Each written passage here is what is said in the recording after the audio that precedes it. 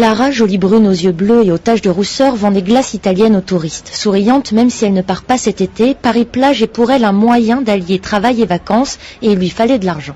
Parce que je voulais pouvoir justement me permettre d'avoir des vacances plus tard. Et surtout être indépendante financièrement. Bientôt, Clara raccrochera sa casquette et son t-shirt rose pour entrer en 2e année à l'entrée des artistes, une petite école de comédiens. On travaille le côté cinéma et le côté théâtre. C'est basé sur l'impro, sur le naturel. Et on travaille à la méthode de Stanislavski. Donc si vous voulez, si on doit jouer le rôle d'un mec qui a mal au pied parce qu'il a un caillou dans sa chaussure, et ben on doit mettre un caillou dans notre chaussure et on ne se contente pas de représenter, on se contente d'être. Et c'est génial parce que c'est accessible à tous, de tout niveau, et ça nous permet de voir surtout si c'est ce qu'on veut faire de notre vie. Et c'est ce que vous voulez faire de votre vie. Et c'est ce que je veux faire de ma vie, actrice. Sa passion remonte à 2002 lorsqu'à 9 ans, elle fait une apparition dans Folle embellie, un film de Dominique Cabrera. Elle y rencontre des acteurs comme Miu Miu ou Yolande Moreau qui lui font aimer leur métier, un métier qui ne s'apprend pas uniquement à l'école. Je pense que c'est un métier qui se fait dans la vie professionnelle et personnelle.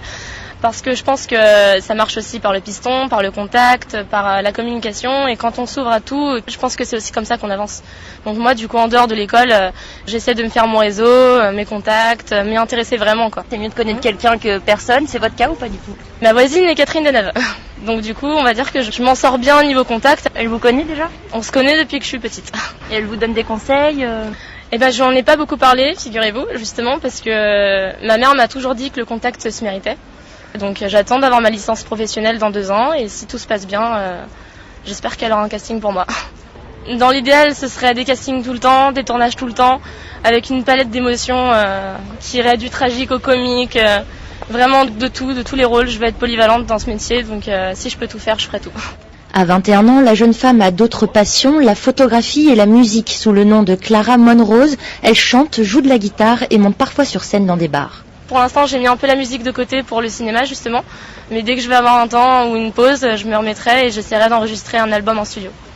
Et quand même se retrouver face à 200 personnes dans un petit bar, ça doit faire quelque chose. Qu'est-ce qu'on ressent? Pendant les premiers instants, c'est un petit peu déstabilisant. Parce qu'on ne sait pas du tout ce qu'on va donner, on ne sait pas du tout comment le public va réagir. Et quand on se rend compte que le public réagit super bien et qu'il est à fond avec nous, on se libère complètement, on oublie carrément le stress, on oublie la pression. Et puis quand bien même on est du stress, c'est un bon stress. C'est un super bon stress parce que le public il est là, donc on est là avec le public et c'est génial. Paris est un terrain de jeu idéal pour cette artiste en devenir. Pour l'instant, elle a posé ses valises chez une amie, porte de Clichy, mais elle compte bien rester dans la capitale. J'adore Paris pour son côté métropolitain, j'adore parce qu'on peut rencontrer de tout. J'adore aussi beaucoup de quartiers parisiens comme Montmartre, Saint-Michel, Hôtel de Ville, là où on se trouve actuellement. Mais sinon, Paris a ses inconvénients parce que les transports c'est pas toujours facile et surtout il y a un rythme parisien qui est difficile à tenir quand on débarque. Métro boulot dodo, hein, tout le monde connaît le dicton, mais il est vrai. Je pense qu'à Paris c'est vraiment métro boulot dodo, donc faut savoir allier le côté travail et le côté vie sociale, vie privée, quoi. Paris est connu pour être la ville la plus chère de France, notamment pour se loger. Je pense que le plus intelligent à mon âge, à 21 ans, c'est de faire une coloc. Avec un pote, c'est encore mieux. Au moins, on sait avec qui on va se mettre à vivre. Et donc, je pense que c'est ce que je vais faire, une coloc avec mon meilleur pote, histoire de diminuer par 2 le loyer.